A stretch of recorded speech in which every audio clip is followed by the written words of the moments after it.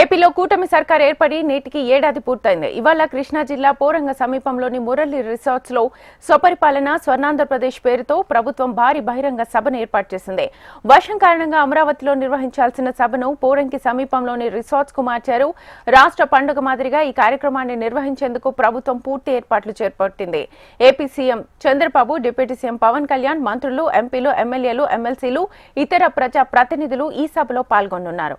ప్రభుత్వ శాఖల అధికారులు, సిబ్బంది, ఉద్యోగులు విధిగా హాజరు కావాలని ప్రభుత్వం ఆదేశాలు జారీ చేసింది. సూపర్ 6 హామీల్లో భాగంగా ఇవాళ తల్లికి వందనం పథకాన్ని ప్రారంభించనున్నారు.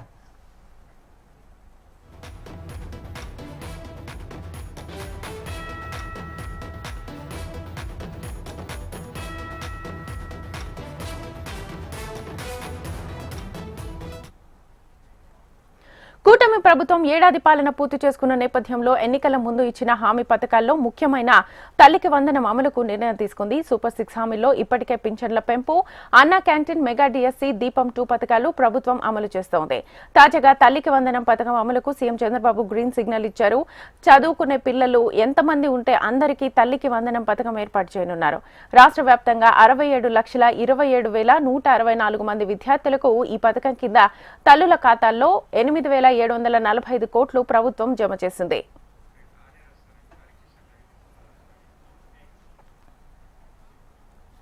రైట్, ఇక కూటమి ప్రభుత్వం ఏర్పడి ఏడాది పూర్తయిన సందర్భంగా ఇదే అంశానికి సంబంధించి ఫుల్ డీటెయిల్స్ మా ప్రతినిధి హరికిషన్ అందిస్తారు. హరికిషన్.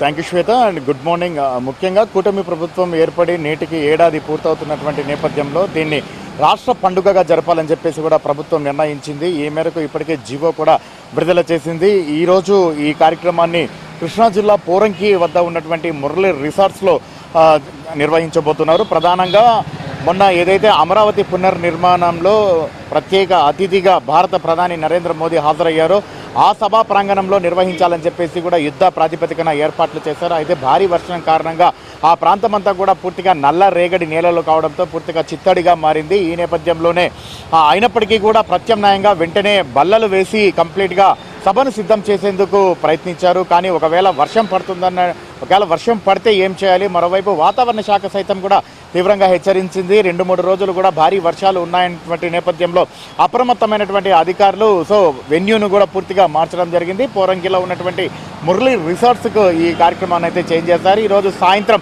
ఈ కార్యక్రమంలో రాష్ట్ర ముఖ్యమంత్రితో పాటు ఉప ముఖ్యమంత్రి పవన్ కళ్యాణ్, అలాగే మంత్రులు, ఎమ్మెల్యేలు, ఎమ్మెల్సీలు, ఎంపీలు, అలాగే నియోజకవర్గాల వారిగా ఉన్నటువంటి పార్టీ ముఖ్య నేతల వారితో పాటు అలాగే రాష్ట్ర ప్రభుత్వ ఉన్నతోద్యోగులతో పాటు సిబ్బంది అందరూ కూడా హాజరు కావాలని చెప్పేసి కూడా ఇప్పటికే ప్రభుత్వం ఆదేశించింది. మరోవైపు ఏడాది కాలం పాటు ప్రభుత్వం సాధించినటువంటి విజయాలతో పాటు మరొక 4 సంవత్సరాల్లో ప్రభుత్వం తీసుకోపోయేటటువంటి ఏవైతే సంక్షేమ పథకాలు కానీ మిగిలిన కార్యక్రమాలు కానీ అన్నీ కూడా ఈరోజు వేదిక నుంచి వివరించే ప్రయత్నం అయితే చేస్తారని చెప్పేసి అందరూ భావిస్తున్నారు. ముఖ్యంగా ముఖ్యమంత్రి చంద్రబాబు నాయుడుతో పాటు అలాగే ఉప ముఖ్యమంత్రి పవన్ కళ్యాణ్, బీజేపీ చీఫ్ పురంధరేశ్వరి ప్రధానంగా ఈ కార్యక్రమంలో ప్రసంగించేటటువంటి అవకాశం ఉందని చెప్పి భావిస్తున్నారు. అలాగే మంత్రులు సైతం కూడా ముఖ్యమైనటువంటి తమ శాఖలలో సాధించినటువంటి అభివృద్ధి, రాష్ట్ర వ్యాప్తంగా జరిగినటువంటి పెట్టుబడులు, ఏ రకంగా కొత్తగా పరిశ్రమలు వచ్చాయి, వీటన్నిటికి సంబంధించి కూడా మంత్రులు కూడా మాట్లాడేటటువంటి అవకాశం కూడా లేకపోలేదు. ప్రధానంగా ఒకసారి చూసుకుంటే సూపర్ 6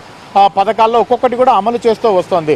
ఏదైతే తను బాధ్యతలు తీసుకున్న తర్వాత ముఖ్యమంత్రిగా ప్రమాణ స్వీకారం చేసిన తర్వాత చంద్రబాబు మొట్టమొదటిగా పింఛన్ల పెంపుపై సంతకాలు చేశారు. అంతకుముందు అంటే ఎన్నికలు జరిగిన తర్వాత కౌంటింగ్కి ఆ తర్వాత ఎప్పుడైతే కౌంటింగ్ తర్వాత ఫలితాలు వచ్చేందుకు సుమారుగా నెల కాలం కూడా పట్టింది. ఈ నేపథ్యంలో ఆ నెలతో పాటు అంతకుముందు నెల పెరిగిన 1000 రూపాయలతో పాటు మొత్తం 3 నెలలకు సంబంధించినటువంటి పింఛన్ కూడా వృద్ధులకు అందించడం జరిగింది. 3,000 నుంచి 4,000కు పెంచడం జరిగింది. అలాగే వికలాంగులకు సంబంధించినటువంటి ఆ పింఛన్ కూడా 3,000 నుంచి 6,000కు కూడా పెంచడం జరిగింది. మరోవైపు పూర్తి వికలాంగులు ఉన్న వారికి కూడా 15,000 రూపాయలకు కూడా పెంచడం జరిగింది.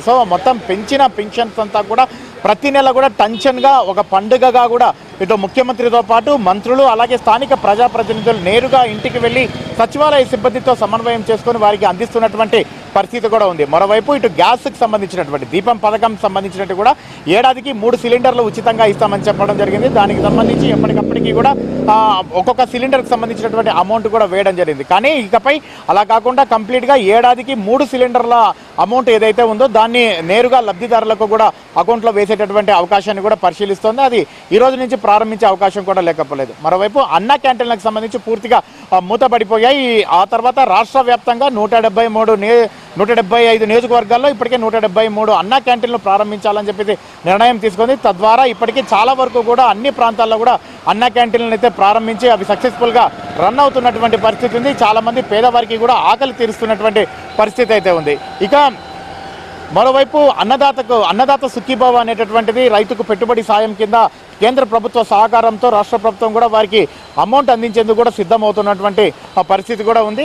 ఇటు ఇంకా ఉత్తరాంధ్రకు సంబంధించి వెనకబడ్డ రాయలసీమకు సంబంధించినటువంటి అభివృద్ధి పైన పూర్తిగా దృష్టి సారించినటువంటి కూటమి సర్కార్ అక్కడ ఐటీ సెక్టర్ని పూర్తిగా డెవలప్ చేసేందుకు ఉత్తరాంధ్రలో విశాఖ వేదికగా చేసేందుకు కూడా ఇప్పటికే ప్రణాళికలు సిద్ధం చేయడంతో పాటు వివిధ ప్రఖ్యాత కంపెనీలకు అక్కడ స్థలాలు కేటాయించారు. అవి ఇప్పటికే ఆల్రెడీ నిర్మాణాలు కూడా ప్రారంభించినటువంటి పరిస్థితి ఉంది. మరోవైపు ఇటు రాయలసీమకు సంబంధించి రెన్యూవల్ ఎనర్జీని దేశంలోనే రాష్ట్రం మొదటిగా చేసేటటువంటి ప్రయత్నంలో భాగంగా అనంతపురం అలాగే కర్నూలు ఓర్వకల్లు కారిడార్కి సంబంధించి కంప్లీట్గా కూడా రెన్యూవల్ ఎనర్జీకి సంబంధించినటువంటిది పూర్తిగా అక్కడ ఏర్పాటు చేసేటటువంటి ప్రయత్నం చేస్తున్నారు. దాంతోపాటు ఇండస్ట్రియల్ కారిడార్కి సంబంధించి కంప్లీట్గా కూడా పరిశ్రమలను ఆహ్వానిస్తున్నటువంటి పరిస్థితి ఉంది. దావోస్ పర్యటనకు వెళ్ళి అక్కడ ఉన్నటువంటి విదేశీ పరిశ్రమలను మన వైపుకు తీసుకొని వచ్చేందుకు ఇటు ఐటీ విద్యాశాఖ మంత్రి లోకేష్తో పాటు ముఖ్యమంత్రి కూడా ప్రయత్నాలు చేస్తున్నారు. చాలా వరకు కూడా సఫలీకృతం అవుతున్నటువంటి పరిస్థితి ఉంది. మరోవైపు టూరిజం రంగంలో అభివృద్ధి చెందేందుకు ఇప్పటికే పలు నిర్ణయాలు కూడా తీసుకున్నటువంటి పరిస్థితి ఉంది. టెంపుల్ సిటీలుగా దగ్గర రాష్ట్రంలో ఉన్నటువంటి 23 దేవాలయాలను ప్రత్యేకంగా పూర్తిగా అభివృద్ధి పరచడంతో పాటు ఎవరైతే భక్తులు వెళ్తున్నారో వాళ్ళందరికీ కూడా మౌలిక వసతులు కల్పించే విధంగా అడుగులు వేస్తున్నారు. కొన్ని ఆలయాలను ఏ ప్రాంతాల్లో ఉన్నటువంటి ఆ ఆలయాలన్నిటికి సంబంధించి టూరిజం సర్కిట్గా ఆ టెంపుల్ సిటీస్గా అంటే కంప్లీట్గా ఇటు టూరిజం అటు టెంపుల్ దేవాదాయ శాఖ ఇటు పర్యాటక శాఖ రెండు కూడా సమన్వయం చేసుకొని కంప్లీట్గా అభివృద్ధికి అడుగులు వేస్తుంది. ఈ నేపథ్యంలోనే కందుల దుర్గేష్ ఇటు దేశంలో ఉన్నటువంటి మిగిలిన రాష్ట్రాలతో పాటు ఇతర దేశాలకు వెళ్ళి అక్కడ టూరిజం సంబంధించి ఏ రకంగా అభివృద్ధి చెందుతోంది, దాన్ని ఆంధ్రప్రదేశ్లో ఏ రకంగా ఇంప్లిమెంట్ చేయాలన్న దానిపైన కూడా అధ్యయనం చేసి రావడం జరిగింది. అవన్నీ కూడా ప్రస్తుతం నిర్మాణ దశలో ఉంటున్నాయి. మరోవైపు ఇటు మున్సిపల్ శాఖకు సంబంధించి వస్తే రాష్ట్ర వ్యాప్తంగా ఇటు ఒక సంవత్సరంలోనే ఇంటికి కూడా అంటే కంప్లీట్గా బోర్ వాటర్ లేకుండా మున్సిపల్ వాటరే ప్రతి ఇంటికి నల్లా అందించే విధంగా అడుగులు వేయబోతోంది. 85% ఇప్పటికే పూర్తయింది. కంప్లీట్గా 100% సాధించేందుకు మరొక సంవత్సరం లోపల అవన్నీ మ్యాక్సిమం చేస్తాం. అలాగే సాలిడ్ వేస్ట్ మేనేజ్మెంట్ ఏదైతే చెత్త నుంచి సంపద సృష్టించేందుకు అలాగే సాలిడ్ వేస్ట్ మేనేజ్మెంట్ కింద వీటన్నిటిని కూడా ఎలా చేయాలన్న దానిపైన కూడా మంత్రి నారాయణ బృందం ఈ రాష్ట్రాల్లో పర్యటిస్తోంది. అక్కడ ఇంప్లిమెంట్ చేసిన దాన్ని కూడా ఇక్కడ ఆంధ్రప్రదేశ్లో కూడా ఇంప్లిమెంట్ చేసేందుకు కూడా ప్రయత్నాలు చేస్తున్నటువంటి పరిస్థితి ఉంది. మరోవైపు రాజధానికి సంబంధించినటువంటి అమరావతి పునర్నిర్మాణాన్ని శరవేగంగా పట్టాలెక్కిస్తున్నారు. ఇప్పటికే ఎమ్మెల్యేల క్వార్టర్స్ అలాగే ఐఏఎస్ క్వార్టర్లు కూడా ఆల్మోస్ట్ ఆల్ కంప్లీట్ అయ్యేటటువంటి దశకు వచ్చాయి. ఇక శాశ్వత సచివాలయంతో పాటు శాశ్వత హైకోర్టు అలాగే హెచ్ఓడి టవర్స్ అలాగే సిబ్బందికి కేటాయించేటటువంటి టవర్స్ కూడా అన్నీ కూడా నిర్మాణ దశకు సంబంధించినటువంటివి స్టార్ట్ కాబోతున్నాయి. ఇప్పటికే టెండర్లు కూడా ఆహ్వానించారు. మొత్తానికి మాత్రం అమరావతి కూడా పునర్నిర్మాణ దశలో పరుగులు పెడుతోంది. మరొక 3 సంవత్సరాల్లో కంప్లీట్గా రాజధానిని కంప్లీట్ చేసుకొని ప్రారంభోత్సవానికి కూడా సిద్ధమవుతుందని చెప్పేసి నేతలు చెప్తున్నటువంటి నేపథ్యంలో వీటన్నిటిని కూడా కంప్లీట్గా ఈరోజు ఈ సభా వేదిక నుంచి ప్రజలకు వివరించే ప్రయత్నం అయితే చేస్తారు. Shweta. Right Harikishan, thank you.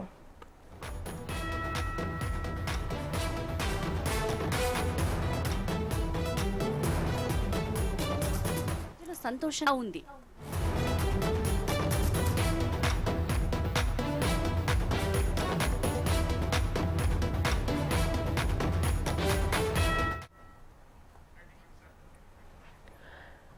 ఏపీలో కూటమి సర్కార్ ఏర్పడి నేటికి ఏడాది పూర్తయింది. ఇవాళ కృష్ణా జిల్లా పోరంగ సమీపంలోని మురళి రిసార్ట్స్ లో స్వపరిపాలన స్వర్ణాంధ్రప్రదేశ్ పేరుతో ప్రభుత్వం భారీ బహిరంగ సభను ఏర్పాటు చేసింది.